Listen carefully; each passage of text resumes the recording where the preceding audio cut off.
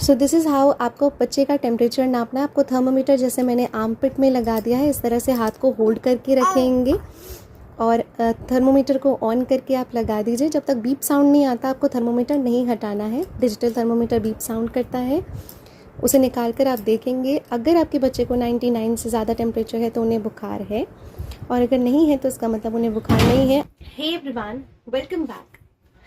मैं आपसे एक बहुत इंपॉर्टेंट बात शेयर करने के लिए वीडियो शूट कर रही हूँ। It is for parents as well as physicians के लिए भी बहुत इंपॉर्टेंट है। वीडियो को एंड तक ज़रूर देखिएगा। मेरी बेबी 2 दिन से मुझे गर्म लग रही थी। मुझे ऐसा लग रहा था इनको फीवर है या नहीं है। क्यों? क्योंकि आपको एक कन्फ्यूजन होती है। बच्चे का सर यूजुअली गर्म रहता है। मेरी बेबी अभी 4 महीने की कंप्लीट हो जाएंगी और इतने छोटे बच्चे का हमेशा सर गर्म रहता है और बॉडी पूरी ठंडी रहती है। इसके बहुत सारे फिजियोलॉजिकल रीजंस हो सकते हैं जब सर गर्म होता है, क्योंकि ब्लड वेसल्स की ब्लड सप्लाई बहुत ज़्यादा होती है इतने छोटे बच्चे के हेड में। तो जब आप कंपेरेटिवली देखेंगे तो बच्चे का शरीर ठंडा होता है और सर गर्म होता है। लेकिन 2 दिन से मेरी बेटी का मुझे पूरा बॉडी बहुत ज़्यादा गर्म लग रहा था। मुझे ऐसे लग रहा था कि शायद फैन में है या कूलर में है, तो इसलिए वो थोड़ी ओवर ईटिंग हो रही है इनकी बॉडी में। मैं जब एसी में लेकर आई तब थोड़ी बेटर लगी, बट लास्ट नाइट इनको एसी में रहकर भी बुखार चढ़ा और इट वाज मोर देन 99। अगर आपके बच्चे को 99 से ज़्यादा टेम्परेचर हो रहा है तो आप उसे फीवर कंसिडर करिए। अभी वो लेटी हुई हैं और रिलैक्स्ड हैं क्योंकि मैंने मेडिसिन स्टार्ट कर दी थी टाइमली।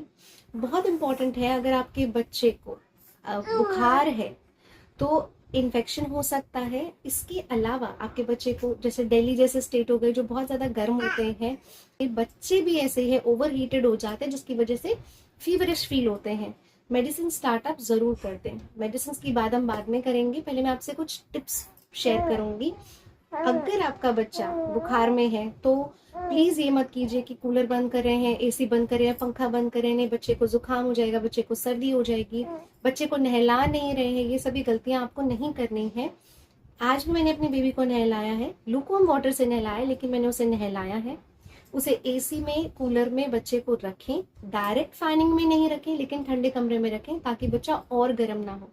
उसको ओवर रैप नहीं करें। बच्चे को यूजुअली क्या होता है, फुल स्लीव के कपड़े पहनाने लग जाते हैं, इसको सर्दी लग गई है, इसको बुखार है, इसको शिवरिंग होने लग जाएगी।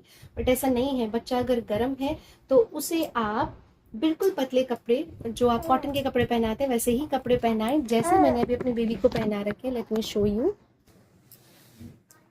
इस तरह के कपड़े, जैसे कॉटन का ये फैब्रिक है, इस तरह का ड्रेस मैंने इन्हें पहनाया है। नीचे इन्हें एक हाफ पैंट पहनाया है। बच्चे को ओवर रैप नहीं करें, that's very important. Next is, आप बच्चे को डिहाइड्रेटेड मत होने दीजिए। अगर एक्सक्लूसिवली बच्चा ब्रेस्ट फीड पर है तो बच्चे को थोड़ी थोड़ी देर में आप एवरी 2 आवर, अगर उससे भी जल्दी कर सकते हैं तो आप अपने बच्चे को बुखार में बहुत अच्छे से दूध पिलाएं, ज़्यादा दूध पिलाएं।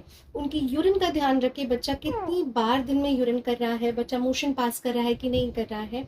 अगर आपको इन सभी चीज़ों में कोई एबनॉर्मलिटी लगती है, जैसे कि अगर आपका बच्चा ब्रेस्ट फीड अच्छे से नहीं ले रहा है, यूरिन अच्छे से पास नहीं कर रहा है, मोशंस नहीं गया है, तो आप डेफिनेटली पीडियाट्रिशियन का एक कंसल्टेशन ले लें, बहुत इंपॉर्टेंट है। अगर ये सभी चीज़ें नॉर्मल हैं तो बच्चे को 1 से 2 दिन आप ऑब्जर्वेशन में रखें। 100 से ज़्यादा टेम्परेचर नहीं होने दें। बच्चे को जब पट्टियां करते हैं, इतने छोटे बच्चे को वैसे मुझे ज़रूरत नहीं पड़ी, बट मैं आपको बता रही हूँ, अगर पट्टियां करनी है तो आप ठंडा पानी इस्तेमाल नहीं करें। रूम टेम्परेचर पानी होना चाहिए, नल का पानी होना चाहिए, या फिर हल्का गुनगुना पानी होना चाहिए। अदरवाइज बच्चे को शिवरिंग होने लगती है। अब क्योंकि मेरी बेटी जो है थोड़ी बेटर लग रही है, मैंने इनको पैरासीटामोल स्टार्ट किया। अगेन वेरी इंपॉर्टेंट, आप एलोपैथी होम्योपैथी दोनों दे सकते हैं। कोई ऐसा रूल नहीं है हार्ड एंड फास्ट कि आप अपने बच्चे को जो है आप एलोपैथी ही दे रहे हैं या फिर आप होम्योपैथी ही दे रहे हैं। क्या कैसे देना है?